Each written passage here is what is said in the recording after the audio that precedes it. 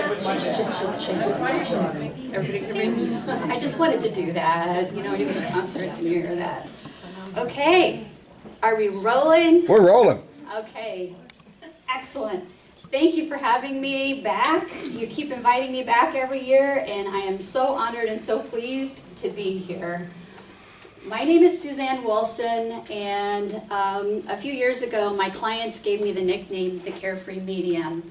We were listening to voicemail messages, and there was a gentleman on my voicemail from Canada who said, I want to make an appointment with the Carefree Medium. And I went, oh, I like the sound of that. Well, when you think about it, when you know that life is eternal, and when you know that love lives forever, you can live a carefree life. That's a goal, right? To be carefree. But actually my name is because I live and work in Carefree. So, how many people have seen me before, heard my story? The first part's gonna bore you. But the rest of it's really, really good if you bear with me, I promise. I did not set out to be a spiritual medium. I really believe that mediumship is a calling. It isn't a choice. I started out being a very weird little kid. I was one of those kids that would say, Mommy, look, that man is blue. Mommy, that lady's green. Because I could see the aura, the electromagnetic energy field that's around people. So I didn't have a whole lot of friends as a child. Well, not living friends, I guess I should qualify that. I had these elaborate tea parties and clubs where I would be the president, and this invisible person would be the vice president, and this would be the secretary. So it was obvious I was going to be business-minded, but I was seeing people that other people did not see. I was very fortunate, though, because I had a grandfather who really got it. He is on the other side. He's been there since I was about 14. But when I was a small child, I think he kept me from losing my grip on reality. He was actually a Presbyterian preacher and a closeted medium himself. And he taught me early on that this ability to see things, hear things, feel things that other people couldn't was natural, that communication with those that had passed was natural, but it was not easy. He told me it was best, though, to keep it to myself. And so I pretty much went underground as a child. I didn't say what I was seeing, hearing, and feeling.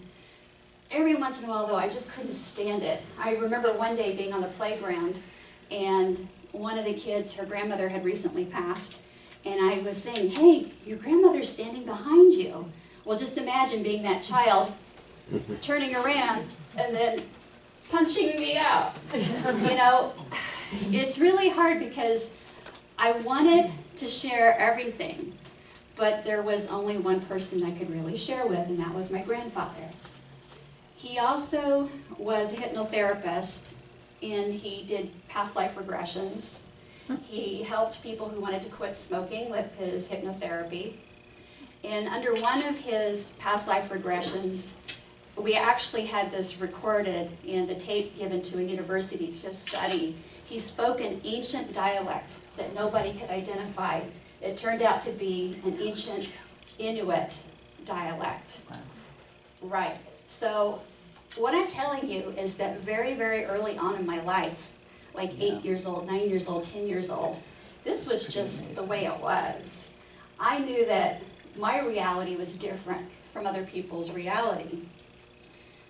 Now, as a young adult, I really just wanted to fit in. I wanted to make money, buy stuff.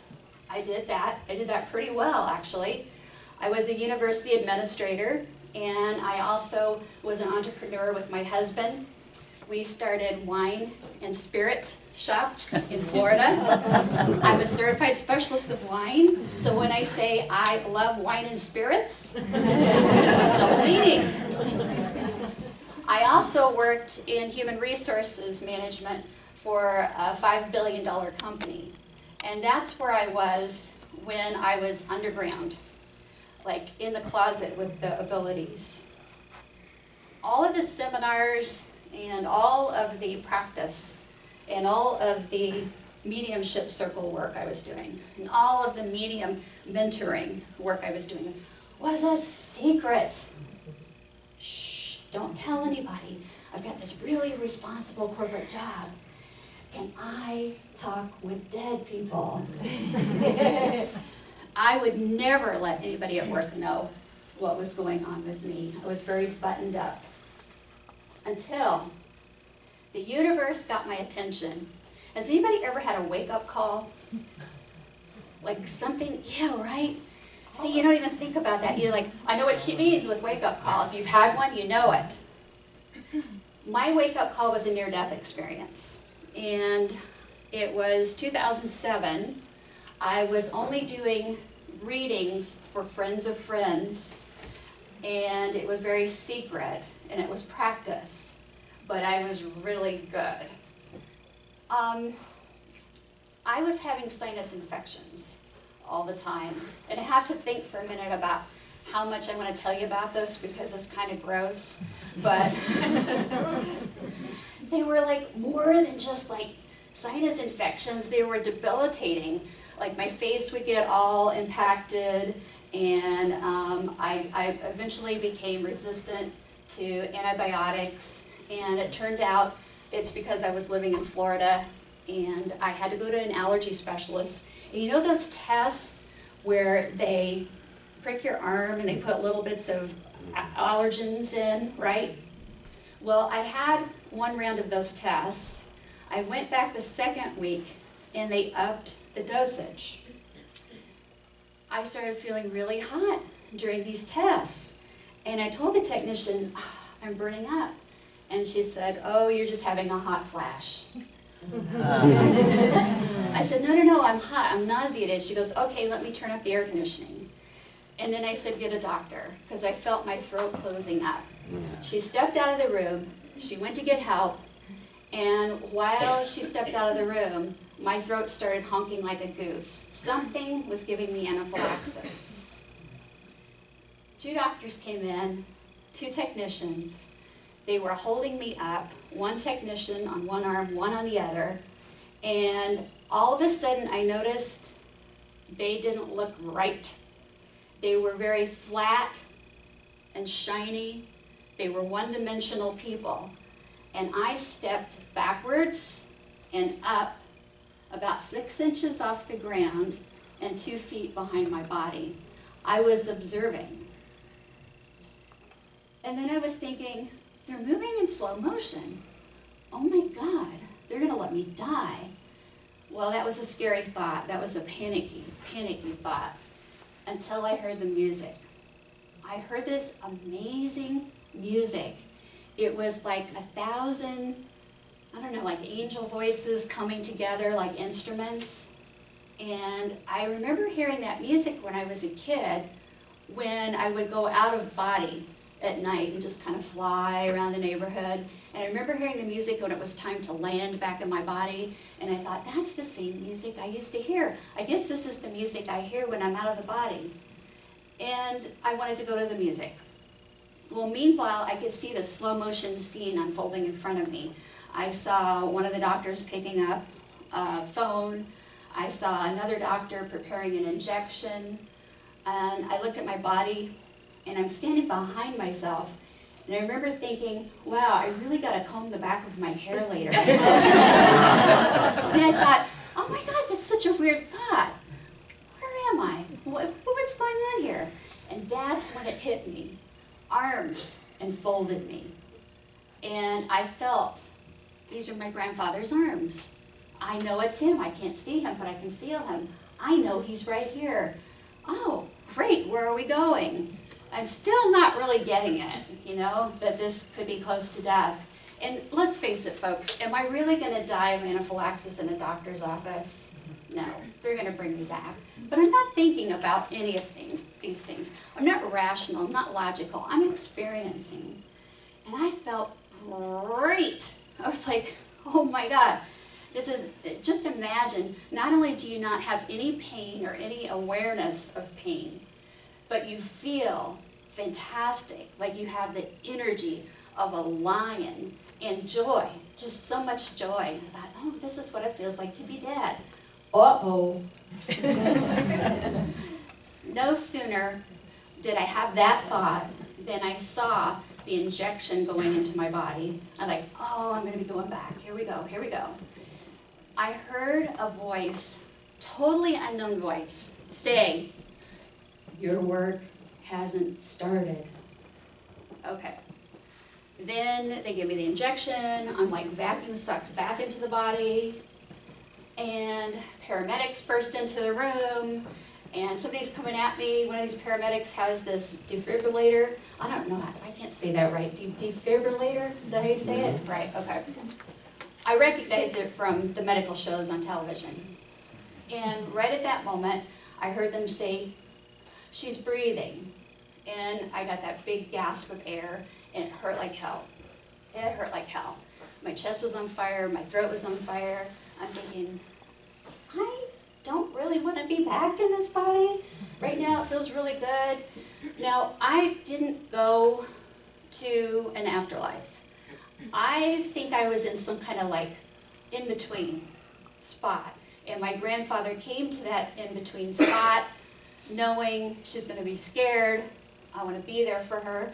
Now, if it had been my exit point in my life, my time to go, I still would have been there. My grandfather would have been there because we're always met by someone who helps us, so we're not afraid. I just wanted to get back to that feeling. I wanted that feeling. It's like this natural high that you're never ever going to get again. There's nothing that can give you that feeling except death. Death is fun. Now, the process that leads up to the death can really suck, but the death itself is fun. It's amazing. It's enjoyable. It's loving. So what do I do with this experience? Well, first off, this experience changed everything. Now, not only am I hearing, seeing, feeling the dead stronger, I can't shut it off anymore. I'm in trouble because I've got to make a living. I've got this important job that I have to do. I have this reputation. And by the way, what's this crap about your work hasn't started yet? Did they not see me working for my bachelor's, my master's degree, all my certifications, all the hours that I've put in? I think I've been working really hard. So I rode this natural high for a while where it's all about love. It's all about love. So I'm walking around my corporate job and I'm wanting to witness to people about how it's all about love. I mean, can you imagine? I'm in human resources and I'm like, I want to talk about your division, sexual harassment training. Give me a hug. How's your mom? It doesn't work. I didn't fit anymore. And I knew I didn't fit. One of the senior executives pulled me aside and I thought, oh, he's going to talk to me about how I've changed and I've got to get more professional again. And I went into his cavernous office and I thought, okay, now somebody from HR, one of my colleagues is going to come in and they're going to write me up or something. No, you know what he does? He says, who do you see around me? If I had $1 for every time I've heard that sentence since, yeah, I wouldn't need the lottery. So I said, okay, let's do this. We spent about the next 45 minutes with his deceased loved ones coming in one by one, and I noticed around them there were all these familiar looking people, but they weren't his people, and they seemed to be coaching and helping his people communicate with me. I thought, well, that's interesting. And they were really good at it.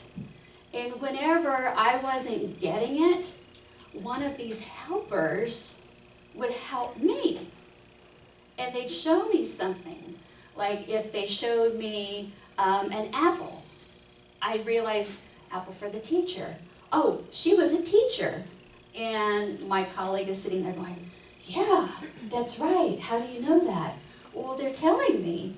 And so at the end of this 45 minutes of bringing through probably 10 people, because it was just rapid fire, he had been taking notes, and he's writing these notes.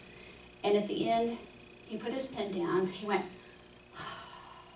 your life, as you know it, is never going to be the same. You're not going to be working here a year from now. You're going to be doing this, and I can see you on a stage, and I can see a bunch of people listening to you. And I'm like, no way, I have my stock options vesting in 2 years.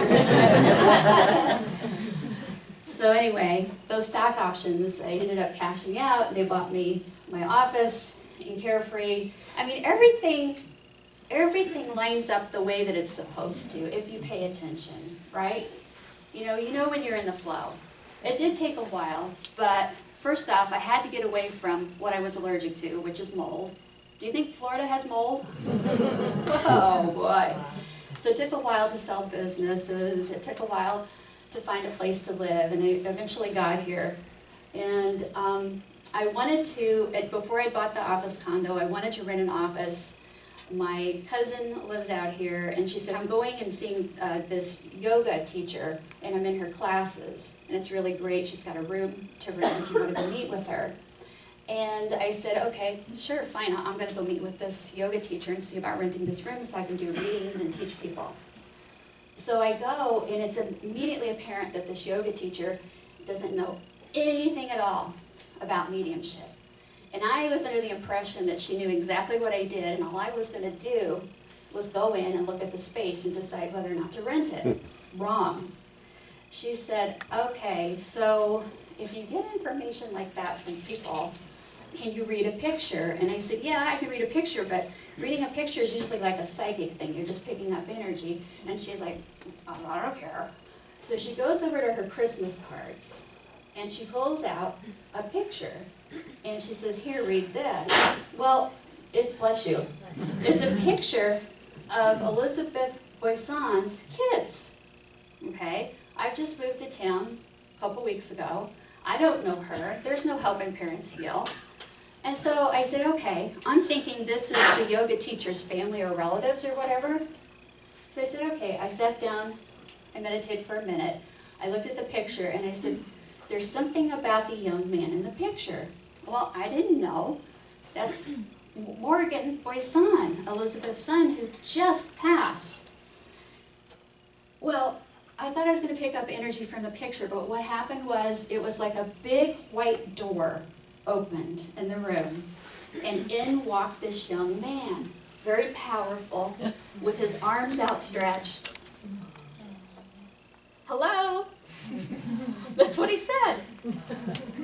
And I said, oh, you're not going to believe this, but this young man's coming in. He wants to talk. And she's like, okay, whatever. She gets a pen and paper, and she writes down everything I said.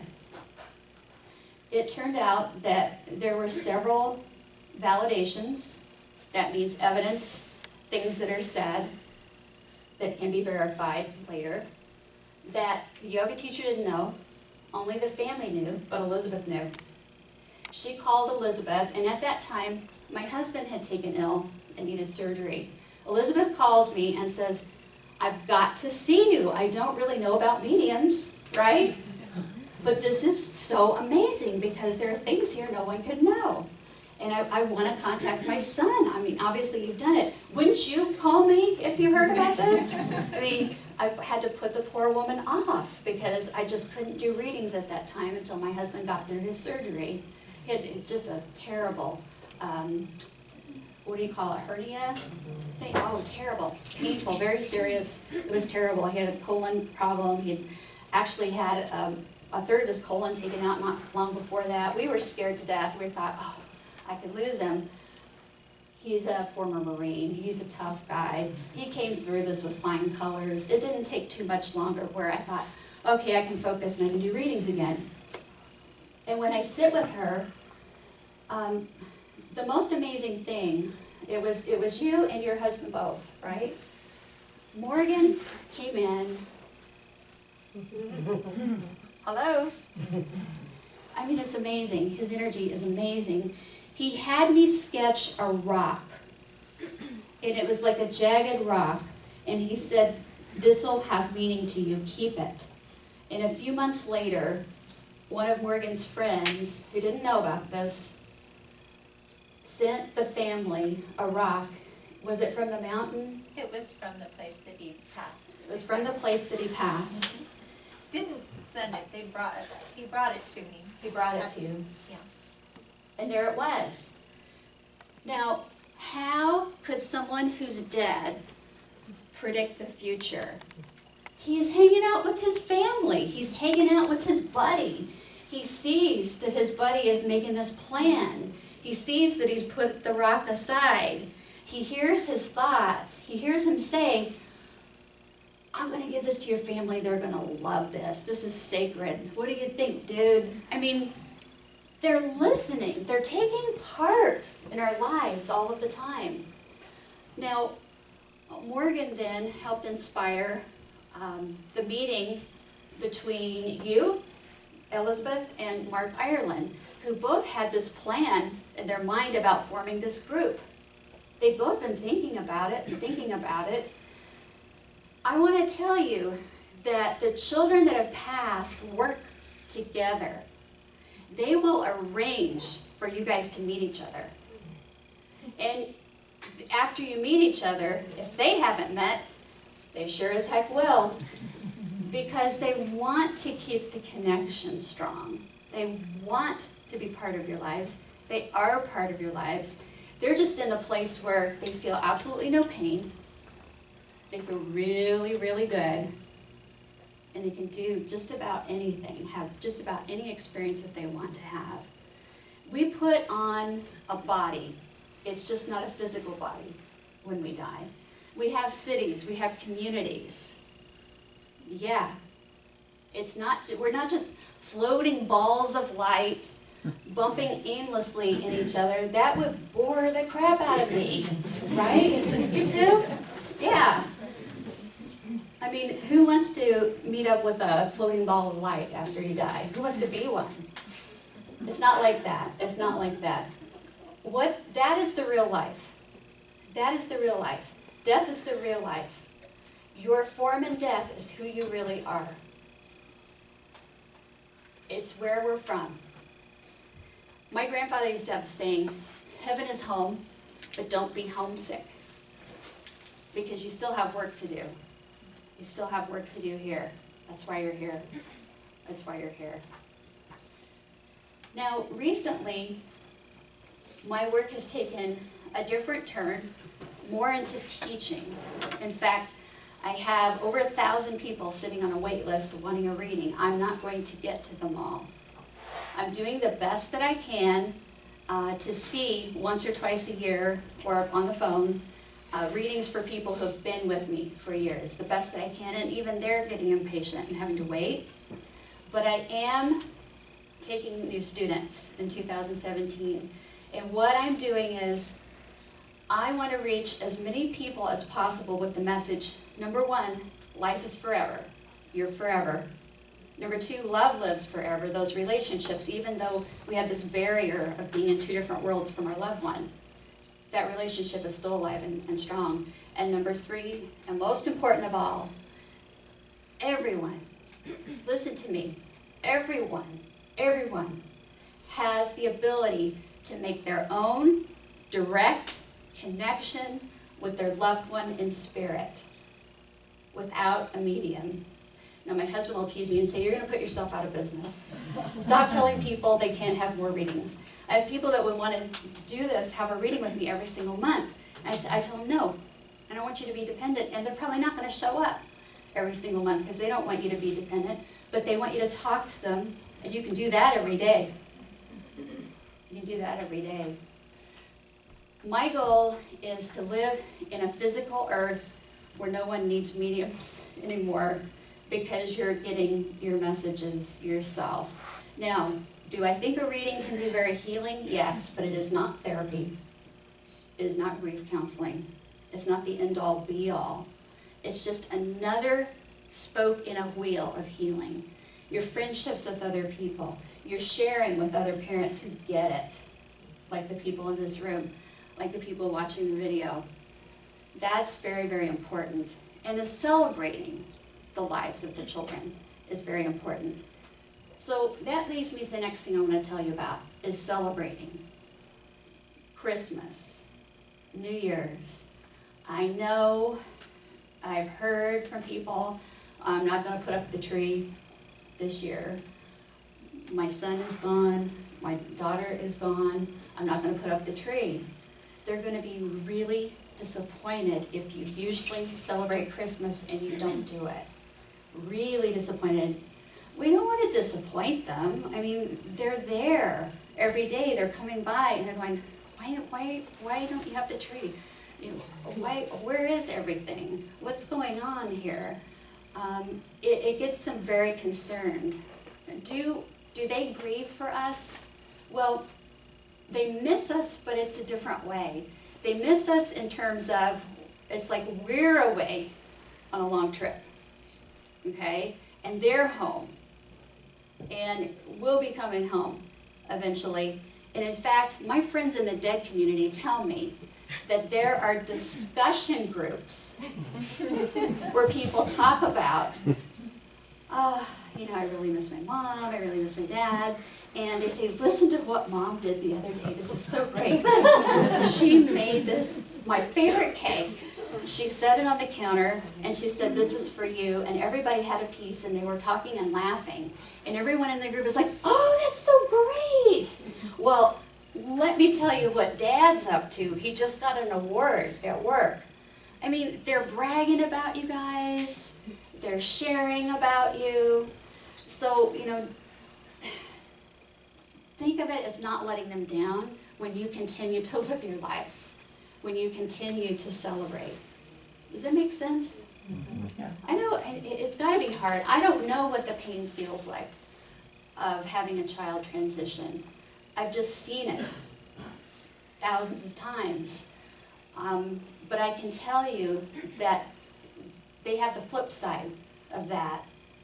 As much pain as you feel, they feel as much love. They feel as much compassion. But they also want to kick your butt if you're not living your life anymore. And they're telling me to tell you that. Okay, now about this making your own connection, you're probably thinking, how do I do it? I think, most people in Helping Parents Heal are familiar with signs. So I want you to raise your hand when I say a sign, and just raise it every time if you've gotten it. Butterfly, okay? Dragonfly, hummingbird, cardinal, wow, okay, a certain number on the clock. Oh, nice, nice. Certain number on license plates. Meeting several people in a row with your child's name.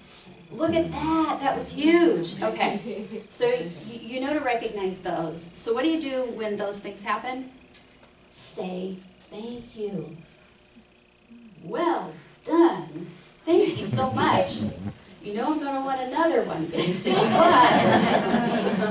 Because it's kind of like, the crack cocaine, like, I got to get another fix, I got to get another fix.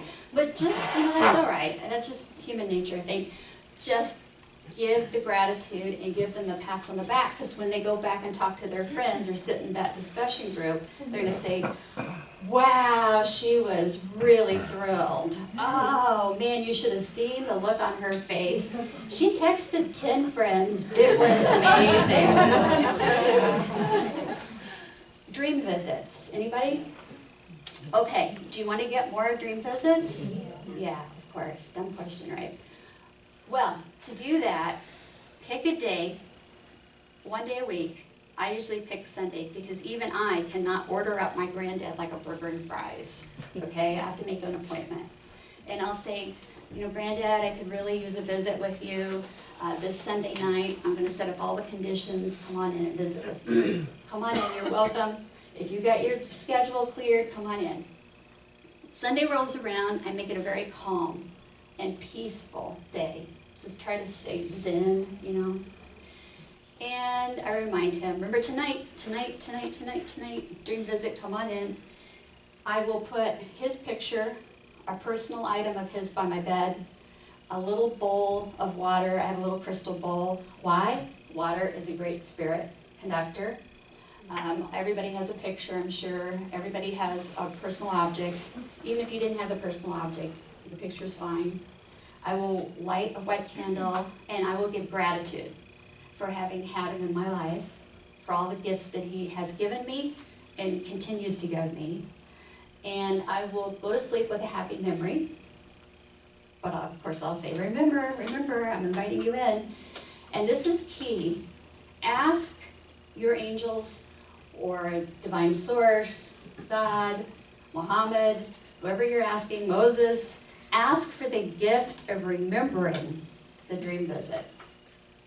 The gift of remembering the dream visit. Now, have a digital recorder by the bed or a pen and paper, and when you wake up in the morning, it's very important that you immediately close your eyes. Okay, what happened last night? And take a breath and just let it unfold. There could be flashes, like images. Chances are it's going to be crystal clear. Record it immediately. Get it, talk in the digital recorder. Here's what happened. Write it down, write the notes. You can trust that it's really a dream visit if, number one, it's crystal clear. It's not foggy or hazy. It's like you are there, okay? Number two, it is their personality. There's nothing scary about evil. There's no anger, because that doesn't happen. And number three, it's short. It's short. If it goes on and on and on and on and on, it's like your subconscious is working through something, or it's the pizza you ate at 9 o'clock the night before, I don't know. But a dream visit it's a lot of work for the loved one. And they can only sustain that connection for a while. And chances are your metaphysical body can only sustain that connection for a while. So it's going to be short, crystal clear, loving. And then when you get the dream visit, again, say thank you. Wait another month or two. Maybe ask for another loved one. Next time, give them a break, because they've got to store up more energy for this. Now I want to tell you something. This is something, I don't think I've shared this in a group before, but it's in my book, which I know some people were asking me earlier, what about this book? You talked to us in January and there was a book coming out in the fall. I'm finally done. It's in the editing stages, yay. Yay! Thank you. It's called Soul Smart, The Dead Teach About Spirit Communication. So what I've been doing is, for years, I have been interviewing really good sources in the dead community, people that come in and give me great evidence, and I've been asking them questions about what it's like, what are you doing when you're making this stuff happen? And I look at all the similarities, it's mind-blowing. And I've gotten that stuff into the book, which is, I'm just going to share one quick thing with you. Okay, this is so cool. So to get in your dream visit, what they're doing is they're going to a hall of reunion. And within these halls of reunion are many, many rooms. And they'll walk into a room and say, okay, I'm here to practice a dream visit with my mom and dad. Okay, great. So how do you want this to go?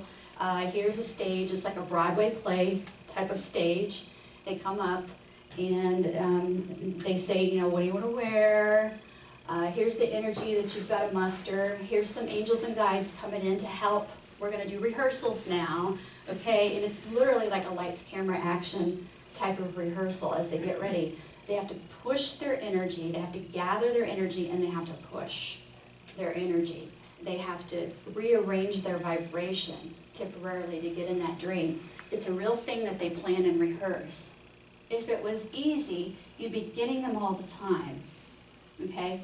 Now, one of these days, we're going to have something that my friends Craig Hogan and Dr. Gary Schwartz have been working on, called a soul phone. A lot of people working on this. I'm a research medium for Dr. Gary Schwartz at the University of Arizona. And this is technology It's literally technology, like a computer and speakers, and there's all these electronics where we can communicate with a loved one who has passed. And we're getting some amazing results. When I say we, I'm really tangential to this project because I bring through messages and validations that help validate the things they're getting, the things they're receiving. But we've had images actually appear on the computer. We've had voices. The biggest pioneer in this work is a woman named Sonia Rinaldi in Brazil. How many people have heard of her? Check out her work. It is amazing. The messages are in Portuguese for the most part, and so the folks that I've mentioned before Sonia are working on what we're calling the North American station so that we can have interactions in English as well. So it's hard work. One of the things that has come up is that the folks that are working on the other side are the best of the best. They're the brightest. They're Nikola Tesla, Albert Einstein, Montague Kane, a lot of scientists and researchers, and they literally have to build an infrastructure that can interact with ours, but it's coming. So imagine the day when you can just sit at the computer or pick up the phone and make a phone call. I think that when that day comes, we will have world peace. Because what is worth fighting over when you have all of eternity ahead of you and you know it? And you can call up people. You don't have anger, you don't have grief. That day is coming. When it will come, I don't know. But meanwhile, I want to encourage you to use prayer, meditation, setting appointments for meeting with your loved one. When you set an appointment, what I'm challenging you to do is create the place. And so what I would like to do now is a guided meditation to help you. Just a little practice meditation to help you create the place for meeting. And then I think what we'll do after that is take a very short break, and then I'll be delivering messages. So I'm going to keep the break really, really short because people have been coming to me since yesterday. And I want to make sure that they get heard because it took me till like 1 a.m. to get to sleep. But I welcome them. If I didn't want them there, they wouldn't be there. But let's just say some are a little pushier than others. So I definitely want to give the messages today. I'm going to take a pause for a second here. If you need to get a drink of water or stretch, this would be a good time. How's your bike? We got off the airplane, he said, I bumped myself. I've got a big bump on my something, and it hurts. So we got somewhere, and he looked and went to the bathroom. Interrupt here. I'm going to quickly say that I feel very honored that Gary Schwartz has written an article for our upcoming newsletter that's going to tell you all about the soul phone. So Wonderful. watch for that. Next newsletter. I'm so excited. Fantastic.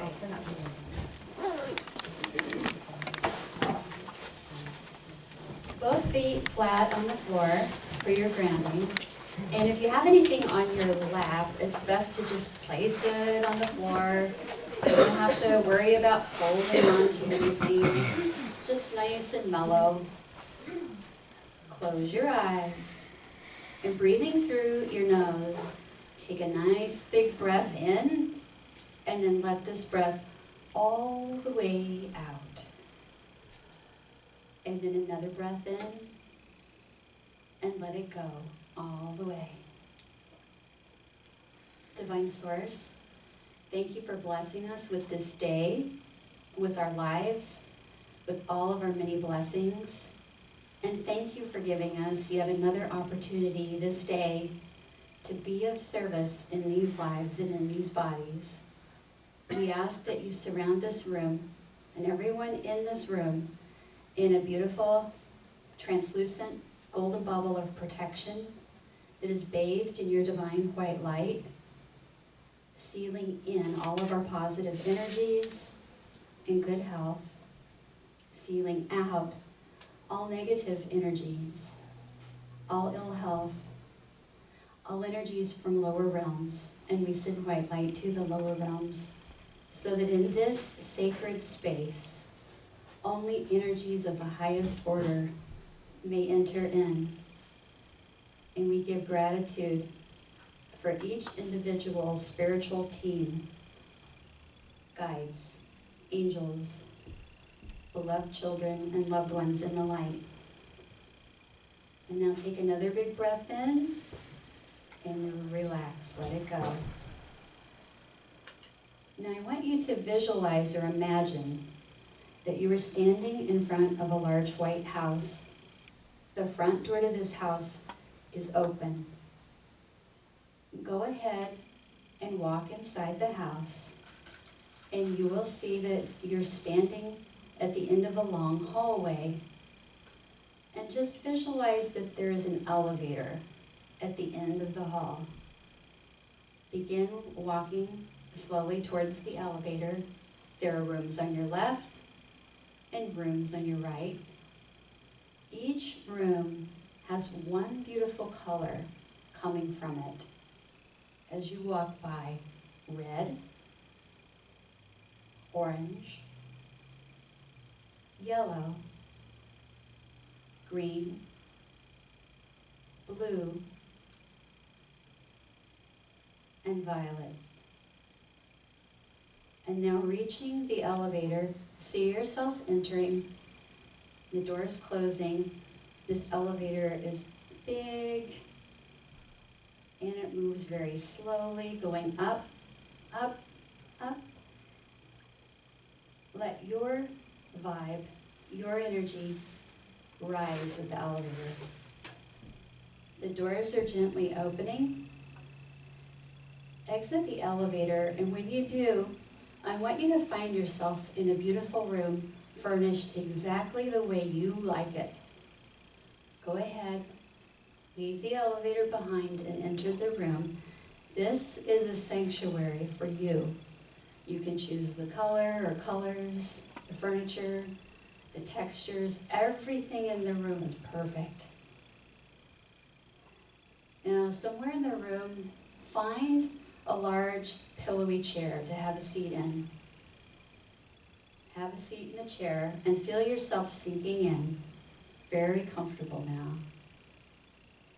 Beside you on a small table is a remote control, just like a TV remote control. Pick it up, press a button, and as you do, directly across from you, curtains are opening, revealing a white movie screen. Put the remote control down and look at the white screen. Pure, white, pristine screen. In the center of the screen, a small blue dot is appearing, and this dot is becoming bigger and bigger, expanding, and now becoming a large wooden door. This wooden door can be very fancy and ornate, or it can be very plain, knowing that the wooden door represents the doorway to the other side. Now, on the count of 3, you'll be opening the door and crossing the threshold.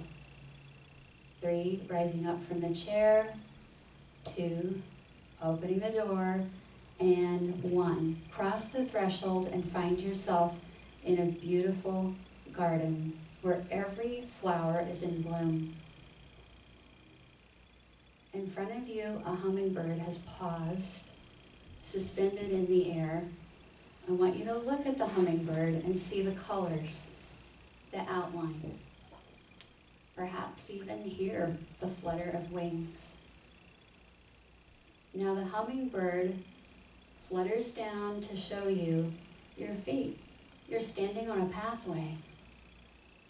As the hummingbird flies away, I want you to begin walking forward on the path in this beautiful garden, feeling very peaceful and free. And now this pathway is going to curve around to the right. Follow the curve to the right, and as you come around the bend, you'll see that there's a crystal blue lake at the end of the path. Keep walking. Stand at the water's edge now. Look down. the water's like a mirror. See yourself smiling, healthy, happy, peaceful, free. Now there is someone joining you to stand next to you, and this is your child. Also looking down into the water, you can see the reflection, happy, healthy, peaceful, free. In coming to this place, you are now speaking the love language of heaven. It is a language of thought. You've created this place for the two of you to meet. You're doing very well. Now, both of you turn your attention away from the lake and back towards the path. I want you to find some place to sit down. Perhaps there is a park bench, or perhaps a blanket set up for a picnic. You'll know the place when you find it. And have a seat